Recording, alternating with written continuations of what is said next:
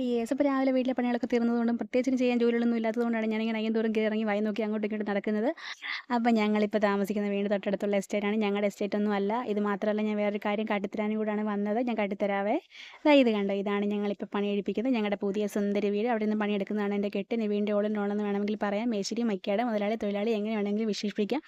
രാവിലെ മുതൽ ഇവിടെയാണ് ഡ്യൂട്ടി. മിക്കവാറും എല്ലാ കാര്യങ്ങളും എൻ്റെ അജയണ്ണാണ് ചെയ്യാറുള്ളത്. കണ്ടോ, വീഡിയോ എടുക്കുന്നത് നോക്കുവാണേ.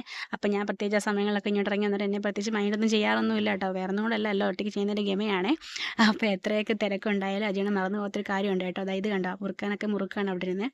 അപ്പോൾ വീഡിയോ എടുക്കണമെന്നൊക്കെ എന്നോട് ചോദിക്കുകയാണ്. അപ്പോൾ ഞാൻ ഈ സമയത്ത് ഞങ്ങളുടെ വീടിൻ്റെ ഫ്രണ്ടിലൊക്കെ വന്നിരുന്ന നല്ല കാറ്റാണ് ഇവിടെ ഇരിക്കുമ്പോൾ.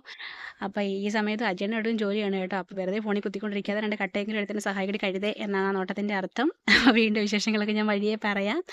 ഇതാ ഇത്രയായി വീടിൻ്റെ പണി. ഇത്രയേ ഉണ്ടായിരുന്നുള്ളൂ. ഇഷ്ടമായി ലൈക്ക് ചെയ്യണം, ചാനൽ സബ്സ്ക്രൈബ് ചെയ്യണം. മറ്റൊരു വീഡിയോ ആയിട്ട് വേറെ ദിവസം കാണാം.